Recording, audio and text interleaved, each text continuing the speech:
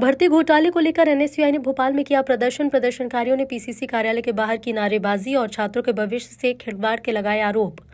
इस प्रदर्शन में एनएसयूआई के कार्यकर्ताओं ने भाग लिया और सरकार के खिलाफ नारेबाजी की। प्रदर्शनकारियों ने कहा कि सरकार छात्रों के भविष्य के साथ खिलवाड़ कर रही है और भर्ती घोटाले में शामिल है।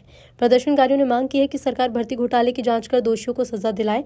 उन्होंने ये भी कहा कि सरकार छात्रों के भविष्य को सुरक्षित करने के लिए कदम उठाए। जिस प्रकार से 8 सालों के बाद एमपीएसआई भर्ती का नोटिफिकेशन जारी हुआ है, उस भर्ती परीक्षा को कंडक्ट करवाने के लिए मध्य प्रदेश सरकार का जो एम्प्लॉय सिलेक्शन बोर्ड ईएसबी है, उसने जिस कंपनी को ठेका दिया एपटेक लिमिटेड, वो इसके पहले भी कई प्रकार की डेटा लीक, पेपर लीक जैसे मामलों में अलग अलग राज्यों में ब्लैकलिस्टेड पहले भी रह चुकी है। और इस प्रकार की ब्लैकलिस्टेड कंपनी को एक तो आप 9 साल के बाद भर्ती लेके आते हैं, उस भर्ती प्रक्रिया को आप इतना जटिल बना देते हैं कि आईपीएस बनना आज की डेट में मध्य प्रदेश में आरक्षक या फिर प्रधान आरक्षक या फिर सब इंस्पेक्टर बनने से उसकी जो प्रक्रिया है कई ज़्यादा आसान है। जिस प्रकार से भर्ती परीक्षा में एक तो 9 सालों के बाद सिर्फ 400-500 पद सरकार लेके आई, जबकि पड़ोसी और सीमांत राज्यों में हर साल 1000-1100 पद कहीं ना कहीं वहाँ की सरकारें लेके आ रही है।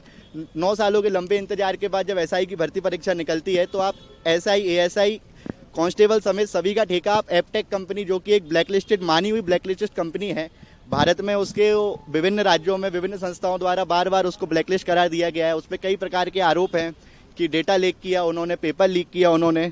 ऐसी ब्लैकलिस्ट कंपनी को ठेका अगर एम्प्लॉय सिलेक्शन बोर्ड दे रहा है, कर्मचारी चयन मंडल ने दिया है, तो कहीं ना कहीं वो सरकार की मंशा को दर्शाता है कि कहीं ना कहीं कि एसआई में कोई बड़े लेवल की घपलेबाजी, घोटालेबाजी करने की तैयारी है।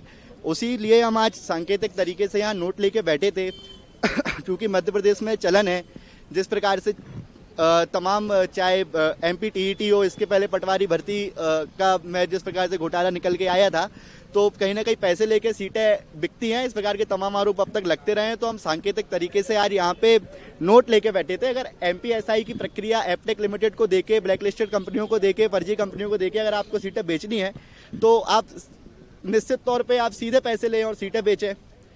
ये तमाम प्रकार के नोटिफिकेशन निकालना और इस प्रकार की धांधलेबाजी करना और प्रक्रिया को 200 नंबर से 650 नंबर का बना देना, और वहीं जहाँ पे डिपार्टमेंटल प्रमोशन के लिए जो भर्ती होती थी उसमें जो आरक्षण था उसको आप जिस प्रकार से कम कर रहे हैं, हॉरिजॉन्टल रिजर्वेशन से वर्टिकल रिजर्वेशन उसमें कर दिया है, तो कहीं ना कहीं सरकार की सीधी मंशा है। कहीं ना कहीं एसआई भर्ती में इसके पहले तमाम प्रकार की भर्तियाँ आई थी, उसी तरीके से इसमें बड़ी घोटालेबाजी की तैयारी है। इसको लेके आज एनएसयूआई मध्य प्रदेश ने विरोध प्रदर्शन किया है।